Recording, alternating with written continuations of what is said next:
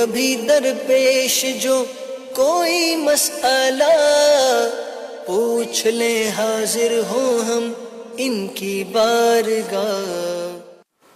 الحمد للہ رب العالمین والصلاة والسلام علی خاتم النبیین اما بعد فاعوذ باللہ من الشیطان الرجیم بسم اللہ الرحمن الرحیم. الصلاة والسلام علیک یا رسول اللہ وعلی آلک واصحابک یا حبیب اللہ. الصلاة والسلام علیک یا نبی اللہ وعلی آلک واصحابک یا نور اللہ. مدنی چینل کے ناظرین، پروگرام دارالافتاء اہل سنت میں آپ کو خوش آمدید کہتے ہیں.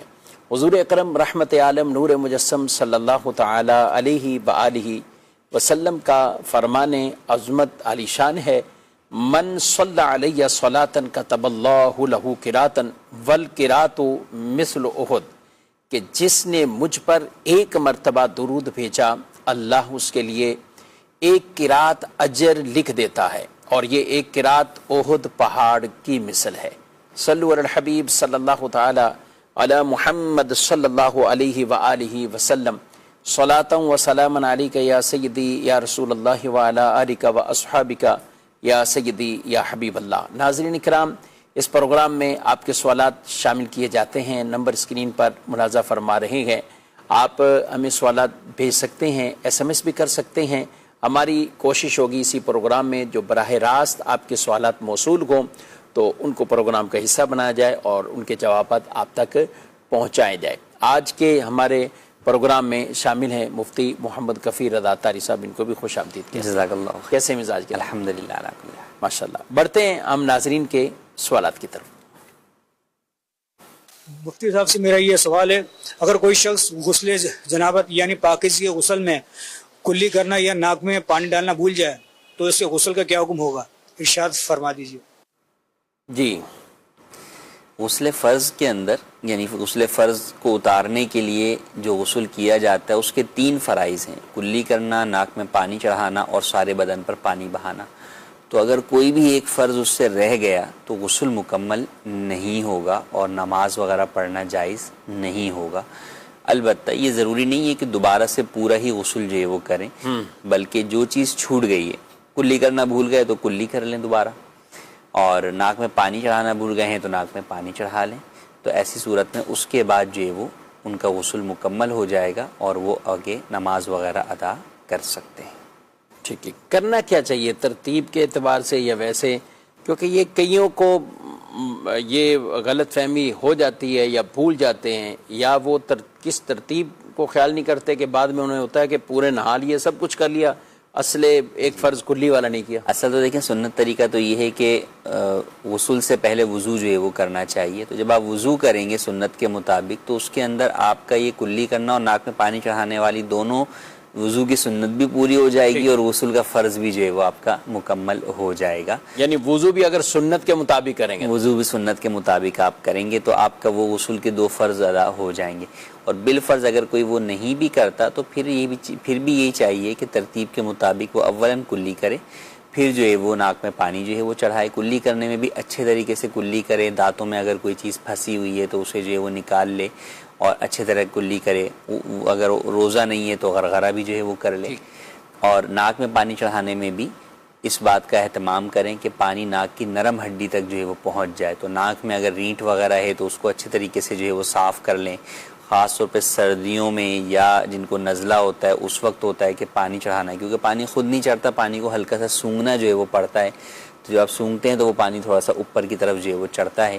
تو بہت زیادہ اوپر بھی نہیں چڑھائیں گے. خاص طور پہ روزے میں تو زیادہ احتیاط کی حاجت ہے کہ آپ اتنا زیادہ نہیں کھینچیں گے کہ پانی دماغ پہ چڑھ جائے، اس سے روزہ ٹوٹ جائے گا آپ کا. لیکن ہلکا سا پانی کھینچنا کہ آپ کی ناک کی نرم ہڈی تک جو ہے وہ پانی جو ہے وہ پہنچ جائے، تو یہ ضروری ہے. تو یہ آپ جو ہے وہ پانی پہنچائیں. اس کے بعد پھر جو ہے وہ آپ بقیہ بدن کے اوپر پانی بہائیں. ٹھیک جی، مزید سو.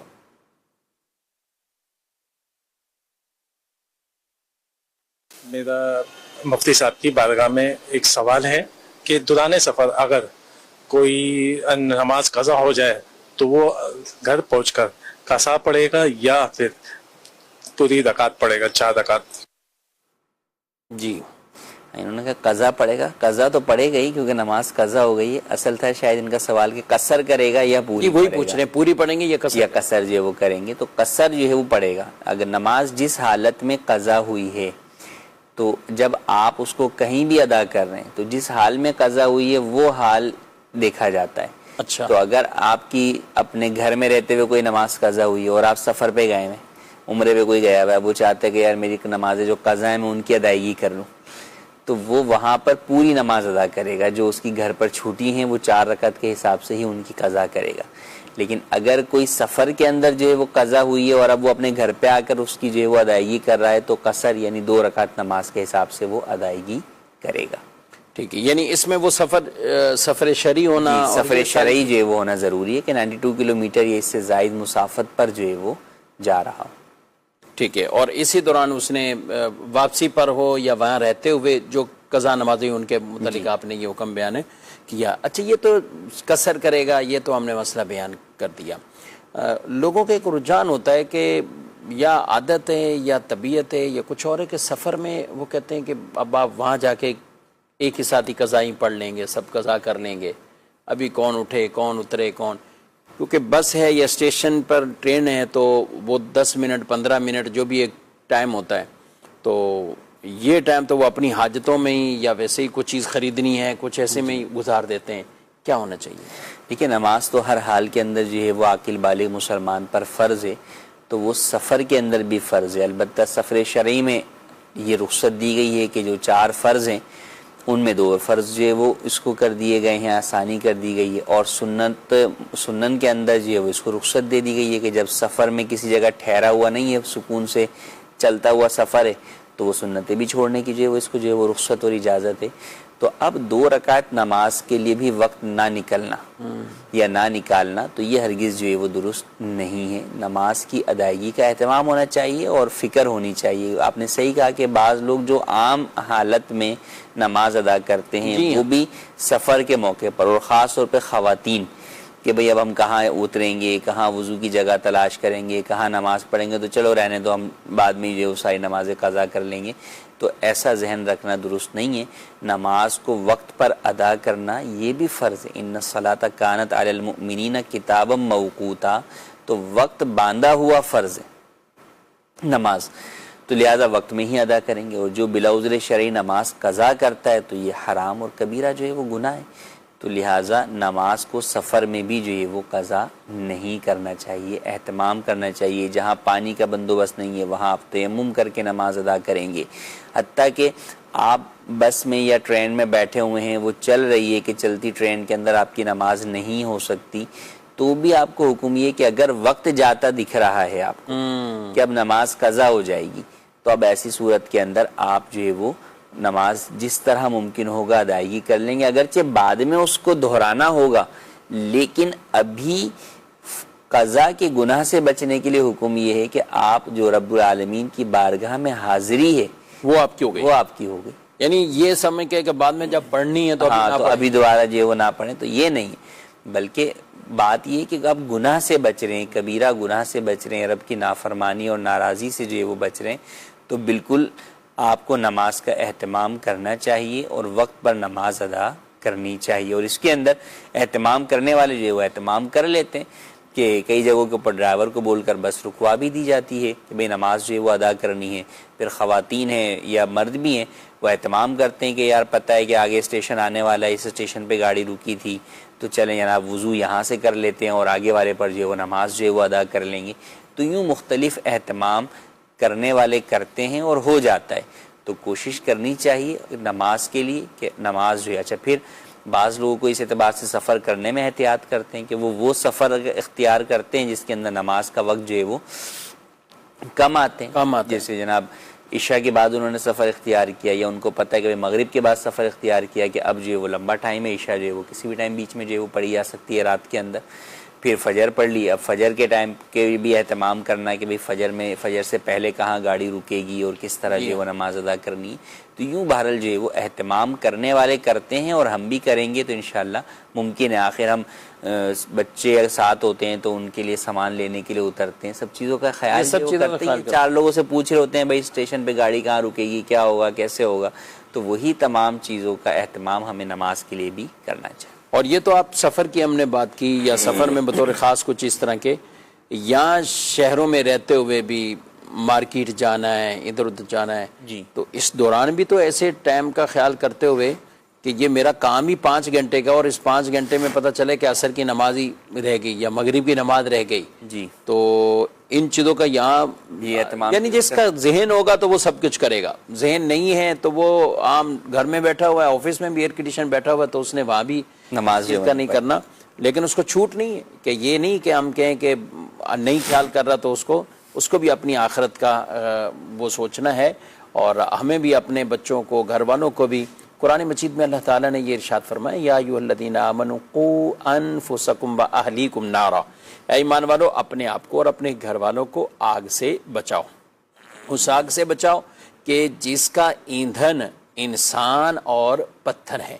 رسول مکرم صلی اللہ تعالیٰ علیہ وآلہ وسلم باقاعدہ فجر کی نماز کے لیے آقا صلی اللہ علیہ وسلم اہل بیت اطہار رضی اللہ تعالیٰ عنہم اجمعین کے گھر پر، یعنی بی بی فاطمہ الزہرا رضی اللہ تعالیٰ عنہ، آپ کے گھر کے باہر آتے، اور یہ 6 مہینے تک، بعض روایت کے مطابق اس سے بھی زائد عرصہ، آپ آ کر ایک ندا دیتے، الصلاۃ، آپ نماز کے لیے کہتے رحمکم اللہ.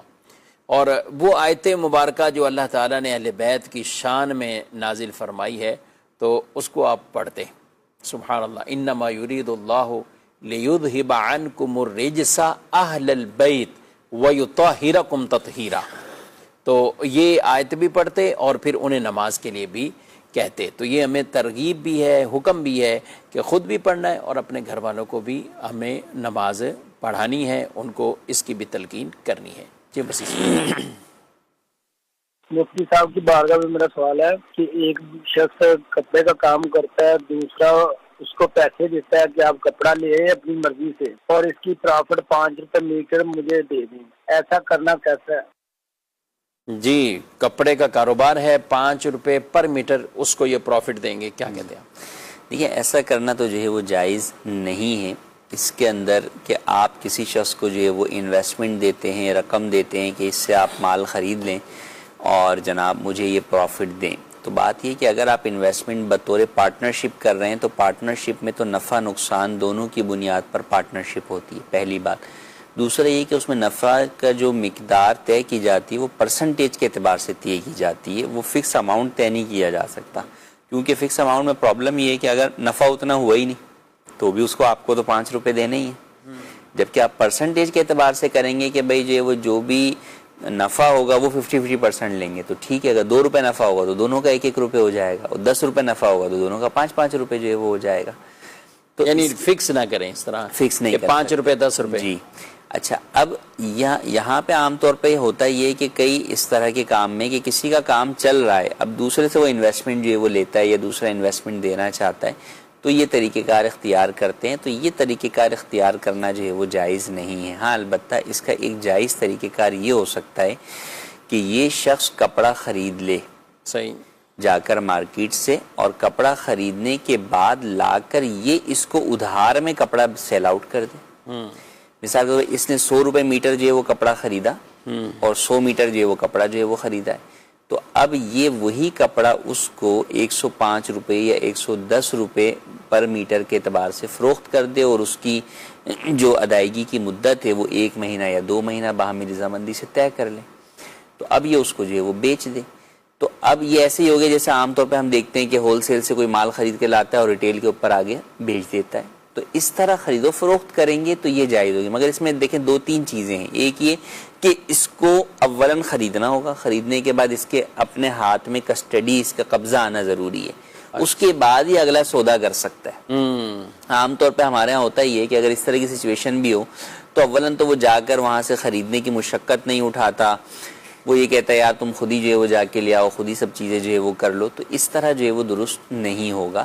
دوسری بات یہ کہ یہاں پر پہلے سے ہی وہ طے کر لیتے ہیں کہ بھئی یہ کپڑا میں آپ سے جو ہے وہ اتنے کا جو ہے وہ خرید رہا ہوں. تو جب اس شخص نے ہی ابھی کپڑا نہیں خریدا پہلے والے نے، تو وہ آگے ڈیل نہیں کر سکتا کسی دوسرے کو کپڑا بیچنے کی. اچھا اگر خرید بھی لیا ہے لیکن اس کے قبضے میں نہیں آیا تو بھی جو ہے وہ نہیں آگے جو ہے وہ سیل آؤٹ کر سکتا.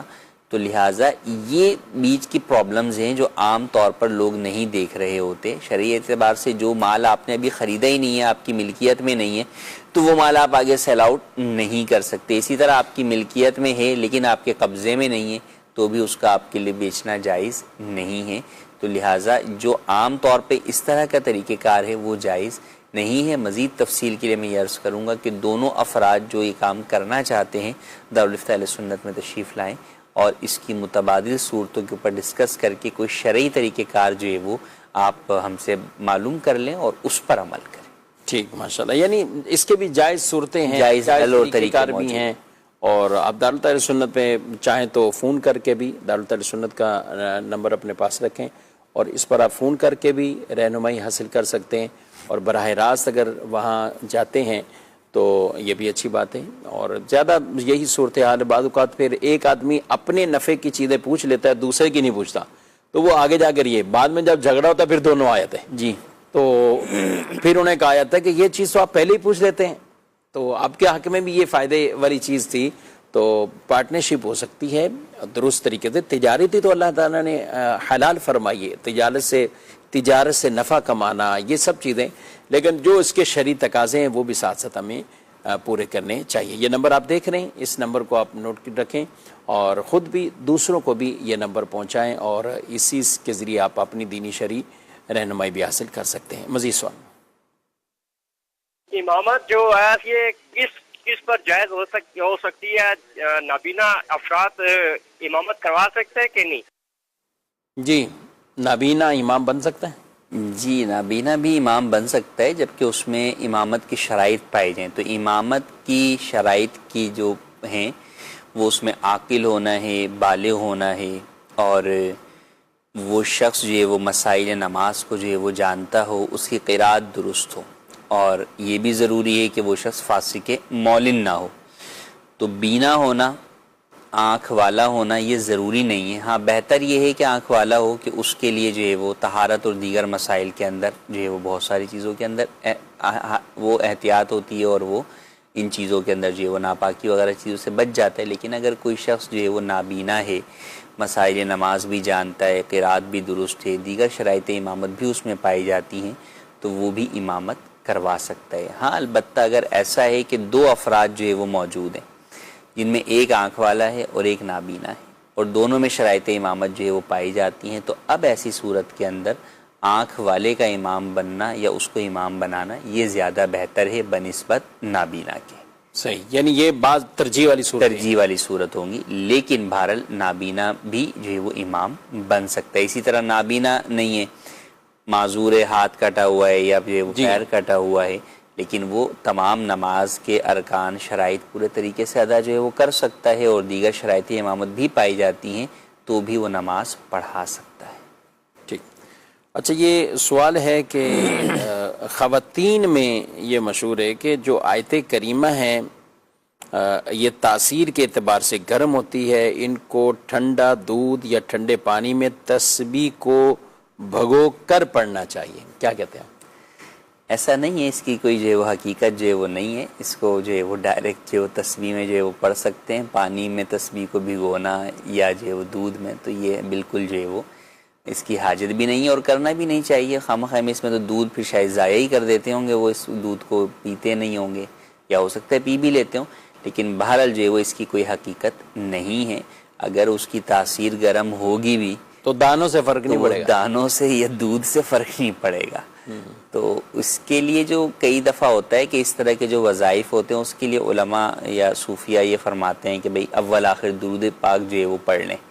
تو وہ درود پاک جو ہے وہ اول و آخر جو ہے وہ پڑھنے کا کہا جاتا ہے. تو اس میں یہ دودھ میں یا پانی میں دانے ڈالنے سے یا تسبیح ڈالنے سے کچھ نہیں ہوتا. ٹھیک. مزید سوال. میرا مفتی صاحب سے سوال ہے کہ اگر والد صاحب کا انتقال ہو جائے، کاروبار میں جو حصہ ہوتا ہے اس میں بہنوں کا بھی حصہ ہوتا ہے، تو اس میں بہنوں کی رضامندی سے وہ حصہ شامل کر لیا جائے یا ان کا حصہ فوراً ان کو دے دیا جائے، یا حصہ شامل کر کے اس کا ان کا منافع بھی دے دیا جائے؟ کا جواب ارشاد فرمائیں. جی بڑا اہم مسئلہ ہے اور کئی لوگوں کو, کاروباری لوگوں کو یہ مسئلہ درپیش ہوتا ہے. کیا فرماتے ہیں؟ دیکھیں ان کا حصہ تو ہے, اب فوراً دینا ہے یا بعد میں دینا ہے یہ ان کی رضامندی کے ساتھ آپ طے کر سکتے ہیں.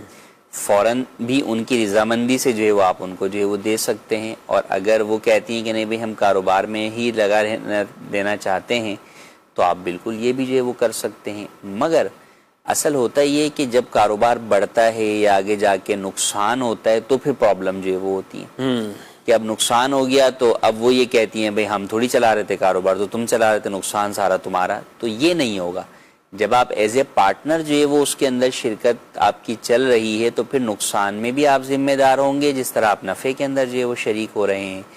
اب ہوتا یہ کہ جب نقصان ہوتا ہے تو جو کام کرنے والے ہوتے ہیں وہ تو نقصان سب پہ ڈال رہے ہوتے ہیں, لیکن جب نفع بہت زیادہ ہو جاتا ہے تو اس وقت ان کو یہ یاد آ جاتا ہے کہ اس کام کو تو چلایا ہم نے ہے, ساری دن رات کی محنت تو ہماری ہے, تم تو گھر پہ بیٹھی ہوئی تھی, تم تو کچھ نہیں کر رہی تھی, تو تمہیں کیوں ہم اتنا نفع جو ہے وہ دیں.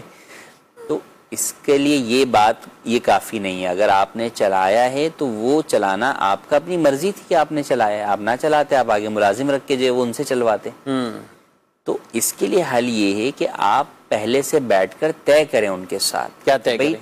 ہم یہ کاروبار جو ہے وہ چلائیں گے اور اس کاروبار کے چلانے کی یا تو ہم اتنی اجرت لیں گے یہ ان سے لے سکتے ہیں, ان سے جو ہے وہ اجرت لے سکتے ہیں ان کے حصے کو چلانے کی.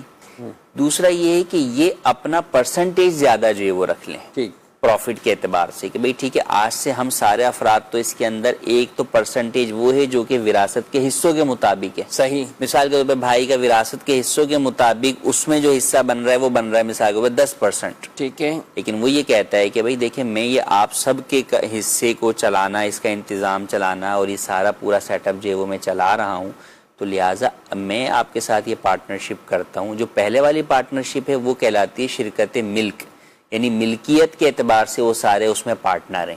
اب اس کے بعد ان کو کرنی ہوتی ہے شرکت عقد, یعنی کاروبار کے اعتبار سے پارٹنرشپ وہ اس طریقے سے کریں کہ بھئی ٹھیک ہے جو نفع ہوگا اس میں سے اتنا پرسنٹیج میں لوں گا. اگرچہ شرکت ملک کے اعتبار سے میرا پرسنٹیج کیا ہے 10% ہے, لیکن شرکت عقد کے اعتبار سے میں آپ کے ساتھ یہ طے کر رہا ہوں کہ میں کتنا لوں گا نفع, 25% لوں گا, کیونکہ اس کے اندر میری سروسز ہیں, دیگر ساری چیزیں ہیں.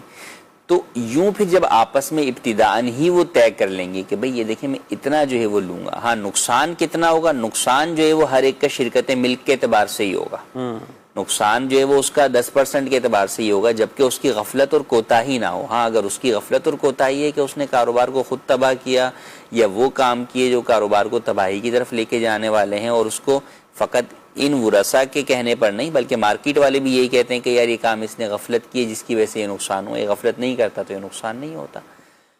تو غفلت کے بغیر پھر نقصان ہوگا تو وہ ہر ایک اپنے شرکت ملک والی پرسنٹیج کے اعتبار سے اس نقصان کا ذمہ دار ہوگا. اور پارٹنرشپ جو بعد میں انہوں نے شرکت عقد کی ہے اس کے اندر اگر وہ شخص یہ کہتا ہے کہ بھئی ٹھیک ہے میں 25% لوں گا یا 35% لوں گا, تو وہ اس اعتبار سے جو اپنی خدمات دے رہا ہے اور وہ ساری چیزوں کے اعتبار سے اگر وہ پرسنٹیج اپنی پروفٹ کی زیادہ باہمی رضامندی سے طے کر لیتا ہے تو وہ اس پرسنٹیج کا حقدار پروفٹ کے اندر ہوگا. تو یہ چیزیں طے کرنا بنیادی طور پر ضروری ہیں. تو اس چیز کو کلیئر ہونا ضروری ہے. تو اس کے لیے مشورہ یہی دوں گا کہ جب اس طرح آپ کاروبار کو کنٹینیو کرنا چاہتے ہیں تو پھر آپ کو چاہیے کہ آپ جو ہے وہ آ کر دارالفتہ اہل سنت میں ورثاء سارے آ کر اس معاملے کو سمجھ کر اور باقاعدہ اس کا ایک ایگریمنٹ جو ہے وہ بنا لیں. اچھا ہوتا ہی ہے کفیل صاحب, جیسے انتقال ہوا نا, اب ظاہر ہے انتقال ہے تو اس وقت نہیں ہے کوئی بات چیت نہیں کرتا, آپ کے سامنے مسائل آتے ہیں دارالفتہ اہل سنت میں. اچھا ان کا کوئی دورانیہ سال 2 سال کا نہیں ہوتا, 35 سال گزر گئے, 30 سال گزر گئے, 25 سال گزر گئے. میں یہی سمجھ پایا ہوں کہ جب 25-30 سال پہلے کسی کا انتقال ہوا تو یا تو کچھ افراد ایسے ہیں شادی شدہ ہی نہیں ہیں, کچھ بہنیں کچھ بھائی شادی شدہ ہی نہیں, یا شادی شدہ بھی ہیں تو ان کے چھوٹے چھوٹے بچے ہیں. لیکن جب یہ 20 سال کا عرصہ گزرتا ہے, سب کے بچے جوان ہو گئے, اب انہیں اپنے بچوں کی شادیاں دیگر اور ضرورتیں ایسی, تو پھر یہ وراثت کا معاملہ اٹھتا ہے. اب جب وراثت کا اٹھتا ہے تو وہ کہتے ہیں 25 سال پہلے تو بتایا نہیں, اس وقت تم لوگ چپ رہے, سارا کچھ ہم نے کیا, محنت ہم نے کی, تو یہ اختلاف اصل آپ نے بہترین بات کی کہ شروع سے ہی یہ بات کرنی چاہیے، اور یہ ہمارے ناظرین کو بالخصوص جن کے ایسے واقعات ہوتے ہیں، ظاہر ہو گیا واقعہ، اب والد صاحب فوت ہو گئے یا کچھ بھی، اور آپ آگے کاروبار چلا رہے ہیں، یعنی ہم ظاہراً دیکھتے ہیں تو بعض اوقات اس آدمی کو زیادہ نقصان ہو رہا ہوتا ہے کہ جو دو بھائی یہ کرتے رہے. اچھا، دو بھائی الگ سے جاب کرتے رہے جی، انہوں نے اپنی پراپرٹی کچھ بھی الگ گاڑی لے لی، پراپرٹی بنا لی، کچھ بھی، وہ کہتے ہیں کہ یہ تو سیو ہو گئے، انہوں نے خود کمایا تھا خود گئے، لیکن جو ہم نے کیا وہ آپ سب تقسیم کر رہے ہیں، یہ بھی ایک جھگڑے کا باعث بن جاتا ہے. تو اچھا، دوسرے کفیل صاحب، یہ جب تقسیم کرتے ہیں پھر یہ پوائنٹ بھی لے کر آ جاتے ہیں کہ جو اس وقت تھا وہی ہم کریں گے، اب اس کو کیا کہیں گے؟ تو حالانکہ ایسا نہیں ہے، دیکھیں کہ جو سرمایہ تھا وہ جب بڑھا اور اسی سے سب کچھ بڑھا آگے، تو وہ جو نفع ہے وہ بھی اسی سرمایہ کے اعتبار سے ہی جو ہے وہ انہی کے حصے داروں کی طرف جو ہے وہ جا رہا ہے. بھلے وہ دوسرے بھائی قرضے لے لے کے بھی کرتے رہے، یہ بھی تو ہوتا ہے لے کر جو ہے وہ کر، لیکن قرضہ بھی تو اسی کاروبار کی بہاف پر ہی جو ہے وہ لیا نا، اور اس کی ادائیگی بھی اسی کاروبار سے ہی جو ہے وہ کی ہے، تو یعنی یہ وہ تو یہ اسی میں جو ہے وہ آئے گا. تو اصل یہی ہے کہ ان چیز، اچھا پھر اس میں اور دیگر چیزیں بھی ہوتی ہیں. بس اوقات کیا ہوتا ہے، بھائی بہنیں اپنے گھروں پر ہیں، اب جو والد کی گھر ہیں، دیگر چیزیں، ان سے نفع کون اٹھا رہا تھا؟ ان سے نفع تو بیٹے ہی اٹھا رہے تھے، اس کے اندر بیٹے ہی جو ہے وہ رہ رہے تھے. تو یوں مختلف جگہوں کے اوپر ہمیں افراط و تفریط نظر آ رہی ہوتی ہے. ہوتا یہی ہے کہ لوگ شروع کے اندر مروت کے اندر یا جو شرم کی وجہ سے بولتے نہیں ہیں، لیکن بعد میں وہی چیزیں جو ہے وہ ایک دوسرے کے لیے بہت زیادہ تکلیف کا باعث بن جاتی ہیں. تو لہٰذا آج کے دور میں اللہ کا شکر ہے کہ الحمدللہ دعوت اسلامی کے ذریعے سے جو ہم نے شعور لوگوں کو دیا، اس میں ایسے چیزیں بھی آتی ہیں. گزشتہ دنوں ایک اس طرح کا کیس آیا تھا، ان کے والد کا انتقال ہوا، تو وہ 40ویں سے پہلے ہی جو ہے وہ بہنیں اور بھائی آ گئے، اور بڑا کاروبار تھا، تو انہوں نے کہا کہ بھئی ہمیں ابھی بتا دیں کہ اس کو کیسے جو ہے وہ کرنا ہے. تو اب اس میں انہوں نے ایک پراپر حل نکالا کہ بھئی ٹھیک ہے، والد صاحب کی جو کاروبار کے علاوہ جائیدادیں ہیں، ہم اس میں سے بہنوں کا حصہ جو ہے وہ دے کے ان کو ایک طرف جو ہے وہ کر دیتے ہیں. صحیح، یعنی کاروبار ہم اپنی طرف جو ہے وہ کر لیتے ہیں. تو وہ انہوں نے اس کی پوری ویلیو نکالی اور باہمی رضامندی سے انہوں نے بہنوں کے ساتھ، اور بہنیں بھی راضی ہو جاتی اس وقت، کیونکہ ابھی کسی کے ساتھ کوئی ایسی ناانصافی والی بات ہی نہیں ہے. اصل میں ہوتا ہے کہ ابھی جو دیکھیں ابھی ویلیو لگائی گئی نا، تو ابھی وہ تقریباً جو سامنے آ گئی، بعد میں جا کے ویلیو میں فرق آ جاتا ہے. کاروبار ہو سکتا ہے جو وہ کروڑوں میں پہنچ گیا ہو، مکان ہو سکتا ہے کہ وہ وہیں کے وہیں جو وہ کھڑے میں اسی زیادہ فرق نہ پڑا ہو، یا اس کے برعکس بھی ہو جاتا ہے، کاروبار نقصان کی طرف چلا گیا اور مکانوں کی قیمتیں جو ہے وہ آسمانوں پہ جو ہے وہ پہنچ گئی، تو پھر مسائل ہوتے ہیں. تو ابھی جو ہے وہ آسان ہوتا ہے اس چیز کو کرنا. تو اس میں یہی مشورہ دوں گا، اور خاص طور پہ اس میں گھر کے جو بڑے ہیں ان کو کردار ادا کرنا چاہیے، کیونکہ بسا اوقات چھوٹوں کا بولنا برا لگتا ہے لوگوں کو اور اسے بدتمیزی شمار کیا جاتا ہے. تو بڑوں کو چاہیے کہ وہ خود آگے بڑھ کر یہ فیصلے کریں کہ بھائی ٹھیک ہے، یہ جو بھی معاملات ہیں اس کو ہمیں آج ہی جو ہے وہ حل کرنا ہے، اور جو حقدار ہیں ان کو ان کا حق دینا ہے. اچھا، کسی کے اندر حق کے لینے میں کوئی تاخیر کی صورت بھی بن رہی ہو تو بھی اس کو جو ہے وہ آن پیپر آپ لکھ لیں باہمی رضامندی سے. اولاً تو شرعی رہنمائی لیں کہ ہم جو ایگریمنٹ کر رہے ہیں یہ ایگریمنٹ کرنا جائز بھی ہے یا نہیں، اور وہ جائز ہو تو پھر اسے آن پیپر لکھ لیں گواہوں کی موجودگی میں، تاکہ بعد میں جو ہے وہ کوئی مزید جو ہے وہ اختلاف کا سبب نہ بنے. ٹھیک، ماشاءاللہ. اور اچھا جی، کچھ سوالات ہیں SMS پر بھی آ رہے ہیں. ایک یہ بھائی کہہ رہے ہیں کہ ظہر کی نماز چھوٹتی رہتی ہے اور یہ بھی یاد نہیں کہ کتنی بار پڑھی اور کتنی بار نہیں، اس کے بارے کیا کہتے ہیں؟ کیوں چھوٹتی رہتی ہے؟ اولاً تو اس کو دیکھنا چاہیے کہ بھئی جس وجہ سے چھوٹ رہی ہے اس سبب کو دور کیا جائے. جیسے کئی بچے ایسے ہوتے ہیں کہ کالج یونیورسٹی میں پڑھ رہے ہیں، اب ان کو وہ نکلتے اس حساب سے ہیں کہ جناب ان کی نماز جو ہے وہ قضا ہو جاتی ہے گھر پہنچنے تک، تو ان کو چاہیے کہ نماز پڑھ کر جو ہے وہ نکلیں. تو اہتمام جو ہے وہ کریں اور اس سبب پر غور کریں جس کی وجہ سے نماز چھوٹ رہی ہے. اب تک جتنی چھوٹی ہیں یاد نہیں ہیں، تو اس میں حکم یہ ہے کہ آپ اندازہ لگائیں کہ میری کتنی نمازیں جو ہے وہ چھوٹی ہوں گی، کتنا عرصہ. مثال کے طور پہ یہ جیسے میں نے آپ کو مثال دی کالج یونیورسٹی کی، تو اب بچہ اندازہ لگا لے کہ جناب جو میں کتنے سال میں نے کالج میں پڑھا یا یونیورسٹی میں پڑھا، ان سالوں کے اندر کتنے جناب جو ہے وہ ورکنگ ڈیز ہوتے ہیں، اسکول جانے کے دن ہوتے ہیں یا کالج جانے کے دن ہوتے ہیں، پھر اس کے اندر گرمی سردی کی چھٹیاں مائنس کر لیں تو پتہ چل جائے گا کہ مثال کے طور پہ 365 دن میں سے 265 دن جو ہے وہ میں اس کالج جو ہے وہ عام طور پہ جاتا رہا ہوں، اور جب بھی جاتا تھا کالج تو میں ظہر نہیں پڑھتا تھا.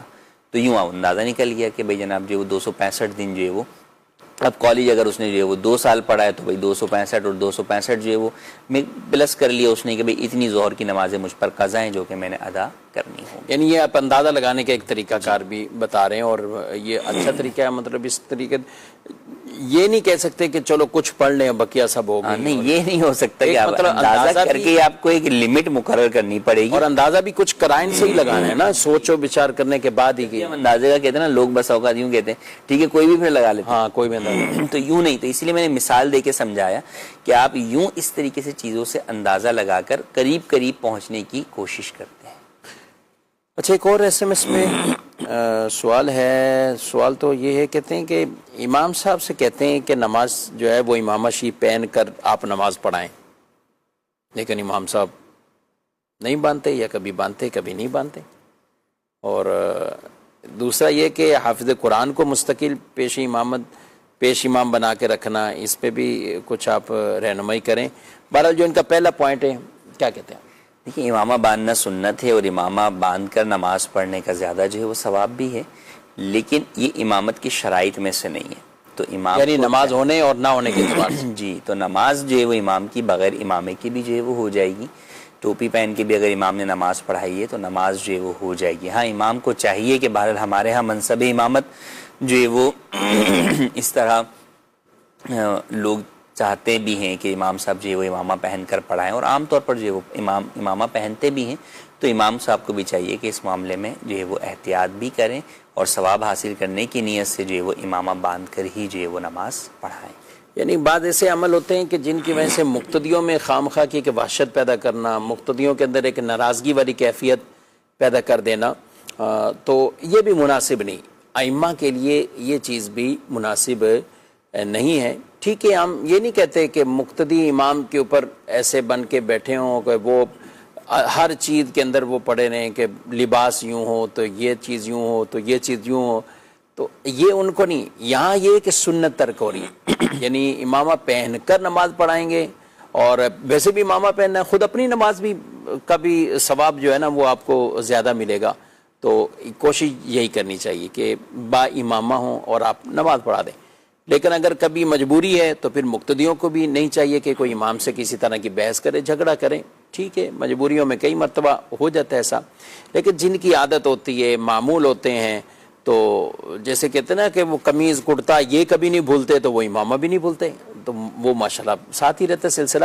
اور بالخصوص ایسی مساجد میں جہاں انتظام اہتمام ہی اس طور پر کیا گیا، آپ کو لایا بھی گیا، تو کوشش یہی کرنی چاہیے کہ وہاں کوئی اس طرح کی وحشت پیدا نہ کریں، اور امام صاحب کو با امامہ ہی نماز کا اہتمام کرنا چاہیے. باقی دوسری بات وہ ہم نے وہ بھی عرض کرتی ہے کہ نماز بہرحال اگر بغیر امامے کے ٹوپی پہن کر بھی اگر پڑھائی تو نماز بہرحال ہو جائے گی. کچھ اور بھی ایس ایم ایس بھی ان کو بھی شامل کریں گے. اچھا حافظ صاحب کے انہوں نے لکھا کہ حافظ صاحب کو پیش امامہ کا منصب مستقل دینا، شاید ان کا کہنا جو میں سمجھ پایا ہوں کہ صرف حافظ ہیں اور عالم یا دیگر چیزیں نہیں ہیں، تو اس کے اعتبار سے دیکھیں عالم ہونا شرط نہیں ہے، بہتر یہ ہے کہ امام جو ہے وہ عالم دین ہو. لیکن حافظ اگر ہے، اچھا حافظ ہونا بھی شرط نہیں ہے، غیر حافظ کو بھی جو ہے وہ آپ جو ہے وہ امامت کا منصب دے سکتے ہیں. بنیادی طور پر امام میں شرائط امامت کا پایا جانا ضروری ہے، جس کے لیے نہ عالم ہونا شرط ہے نہ حافظ ہونا شرط ہے. ہاں اتنے مسائل نماز کا علم ہونا ضروری ہے اس کو کہ جناب نماز درست طریقے سے وہ پڑھا سکے، اس کو پتہ ہو سجدہ صاف کہاں ہوتا ہے یا کس جگہ لقمہ لینا ہے نہیں لینا ہے. یہ جو بنیادی جو امامت کے نماز کے مسائل بنیادی، اور پھر پلس امامت کے جو بنیادی مسائل ہیں وہ اس کو جو ہے وہ آتے ہوں، قرات اس کی درست ہو، عاقل بالغ ہو، اور کوئی اعلانیہ فسق جو ہے وہ نہ کرتا ہو، شرعی طور پہ معذور نہ ہو. تو اگر یہ شرائط امامت پائی جاتی ہیں تو غیر حافظ ہے تو بھی امامت کر سکتا ہے، حافظ ہے تو وہ بھی امامت کر سکتا ہے. ہاں اگر ترجیح کے اعتبار سے بات کریں تو انڈرسٹوڈ سی بات ہے، حافظ اور عالم دونوں موجود ہیں تو عالم کو ترجیح حاصل ہوگی. جی مزید بڑھتے ہیں آپ کے سوالات. ویڈیو سوال. اچھا مفتی صاحب سے میرا ایک سوال ہے کہ صاحب ترتیب جو ہے وہ پہلے قضا نماز پڑھے گا یا جماعت میں شامل ہو جائے گا، ذرا یہ بتا دیجیے گا مہربانی. جی صاحب ترتیب انہوں نے کہا پہلے تو صاحب ترتیب بھی بتا دیں. ویڈیو میں ہمارے بھائی نے پوچھا تو ہے ماشاءاللہ، لیکن صاحب ترتیب اس حوالے سے صاحب ترتیب وہ شخص جس کی 5 سے زائد نمازیں جو ہے وہ قضا نہ ہوئی ہوں، 5 نمازوں سے کم جس کی قضا ہوئی ہوں وہ صاحب ترتیب جو ہے وہ کہلاتا ہے. اور جس کی 5 سے زائد نمازیں قضا ہو جائیں تو وہ صاحب ترتیب نہیں کہلاتا. تو جو صاحب ترتیب ہوتا ہے اس کے لیے حکم یہ ہوتا ہے کہ وقتی نماز سے پہلے اس کو اپنی پہلے جو قضا نماز ہے وہ پڑھنی ہوتی ہے. جیسے ظہر کی نماز وہ پڑھ رہا ہے لیکن فجر قضا ہوئی تھی تو اس کے اوپر لازم کیا ہوگا کہ ظہر کے وقت میں اگر گنجائش موجود ہے تو پہلے وہ کیا ادا کرے گا؟ فجر ادا کرے گا, پھر ظہر ادا کرے گا. اور ایسا شخص جماعت کے اندر بھی یہی کرے گا کہ جماعت میں شامل نہیں ہوگا بلکہ وہ پہلے اپنی فجر پڑھے گا پھر جماعت میں جو ہے وہ شامل ہوگا. ہاں اگر ظہر کا وقت ہی قضا ہو جائے گا, اسے پتہ ہے کہ اگر میں فجر پڑھنے کھڑا ہوں گا تو نماز ظہر کا جو ہے وہ وقت ختم ہو جائے گا, میں نماز ظہر کے فرض بھی ادا نہیں کر سکوں گا, تو اب اس کے لیے حکم یہ ہوگا کہ وہ پہلے نماز ظہر ادا کرے. تو صاحب ترتیب شخص جو ہے وہ جماعت میں شامل نہیں ہوگا جب تک کہ وہ اپنی پہلے قضا نماز ادا نہ کرے. ٹھیک ہے, یعنی یہ خاص صاحب ترتیب کے حوالے سے. اور اچھا اگر میں ایک دوسرا سوال کروں کہ اوورال جتنے بھی لوگ ہم سے مسائل پوچھتے ہیں یا لوگوں کی عام طور تو یہ کیا صاحب ترتیب کے زمرے میں آتے ہیں یہ کس میں؟ عام طور پر تو دیکھیں فی زمانہ وہی, ہم اگر بات کریں کہ لوگوں کی کئی نمازیں جو ہے وہ قضا جو ہے وہ ہوتی ہیں, پچھلی بھی کئی نمازیں جو ہے وہ قضا ہوتی ہیں, تو اس اعتبار سے اگر ہم دیکھیں تو وہ صاحب ترتیب نہیں ہوتے, تو ان کے لیے حکم یہ ہے کہ وہ اپنی نماز جماعت جو ہو رہی ہے اس میں شامل ہو جائیں اور پھر جو اپنی ان کی پچھلی نماز باقی ہے وہ بعد میں ادا کر لیں, لیکن وہ پہلے جماعت میں شامل ہو جائیں. ٹھیک. اندھیرے میں نماز پڑھنا کیسا ہے؟ SMS پہ سوال ہے. اندھیرے میں نماز پڑھنا جو ہے وہ جائز ہے, اس میں کوئی حرج جو ہے وہ نہیں ہے. ہاں ایسا اندھیرا ہو کہ جس میں نماز پڑھنے سے خود نمازی کو ہی وحشت آ رہی ہو, اس کو خشوع و خضوع جو ہے وہ حاصل نہ ہو رہا ہو, ڈر اور خوف جو ہے وہ اس کو لاحق ہو رہا ہو, تو ایسے اندھیرے میں نماز پڑھنے سے جو ہے وہ بچنا چاہیے کہ خشوع و خضوع کے منافی ہے. لیکن اگر ایک عام طور پر ہے گھر کے اندر ہیں, فجر کے اندر خواتین جو ہے وہ گھر میں جو ہے وہ لائٹس آف ہیں اور نماز جو ہے وہ ادا کر رہی ہیں, اس میں کوئی خوف اور وحشت جو ہے وہ نہیں آ رہی, تو اس میں نماز پڑھنے میں کوئی حرج نہیں. ٹھیک, مزید سوال. جی, نائلہ نام, یہ کہہ رہے ہیں کہ ہمیں منع کیا گیا ہے نائلہ نام, کسی نے کہا ہے منع کیا ہے, تو نائلہ نام رکھنے کے, تو نائلہ نام رکھ سکتے ہیں, اس میں کوئی حرج والی بات نہیں, بلکہ کئی صحابیات کے نام بھی اس نام پر ہیں نائلہ. اور حضرت عثمان غنی رضی اللہ تعالیٰ عنہ کی ایک زوجہ کا نام بھی نائلہ تھا, تو نائلہ نام رکھنے میں کوئی حرج والی بات نہیں ہے. ایک اور سوال SMS پہ یہ کہہ رہے ہیں کہ کوئی شخص غصے میں آ کے کہے کہ معاذ اللہ آج کے بعد نماز ہی نہیں پڑھوں گا, تو کیا کہیں گے, اس کیا حکم ہوگا اس کو؟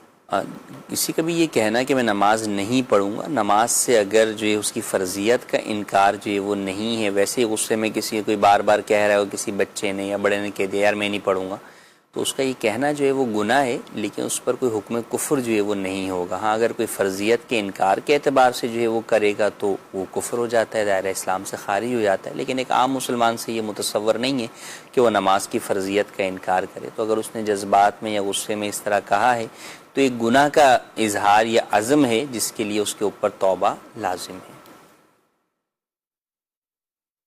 ناظرین کرام, آپ نے مسائل بھی پوچھے ہیں, دارالتحفیظ سنت سے اپنا رابطہ کیجیے. دارالتحفیظ سنت سے شرعی مسائل پوچھنے کے لیے آپ دارالتحفیظ سنت کا یہ نمبر ہے, آپ اس پر پوچھ سکتے ہیں.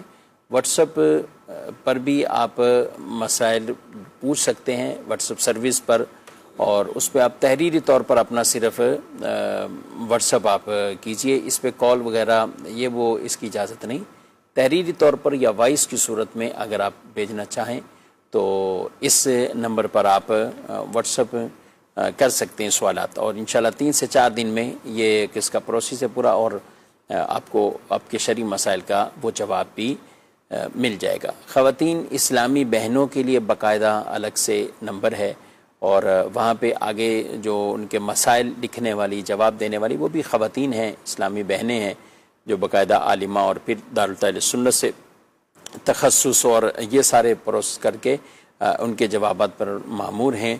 تو خواتین اپنے ان مسائل کے لیے اس نمبر پر رابطہ کر سکتی ہیں. دارالتحفیظ سنت کی ویب سائٹ پر, دارالتحفیظ سنت کی ویب سائٹ پر الحمدللہ 12,000 سے زائد فتاوی جات موجود ہے. یہ آپ ویب سائٹ کا نام دیکھ رہے ہیں www.fatwaqa.com. اس پر آپ جائیں اور آپ اپنے دینی شرعی مسائل آپ ریڈ کر سکتے ہیں، پڑھ سکتے ہیں۔ دارالفتہ اہل سنت کی طرف سے درجنوں کتابیں بھی دینی اور شرعی مسائل پر جاری ہو چکی ہیں، وہ آپ کو انشاءاللہ اس ویب سائٹ پر آپ جائیں گے تو وہ کتابیں بھی آپ کو پڑھنے کو مل جائیں گی۔ اللہ تعالی ہمیں علم دین کا نور عطا فرمائے اور سمجھ کر سیکھ کر احکامات اور پھر اس پر عمل پیرا ہونے کی سعادتیں عطا فرمائے۔ پروگرام کا وقت اپنے اختتام کو پہنچا ہے، آپ سے اجازت چاہتے ہیں، فی امان اللہ۔ ہادی و رہنما ہمارے علماء، ہو کبھی درپیش جو کوئی مسئلہ، پوچھ لیں حاضر ہوں ہم ان کی بارگاہ۔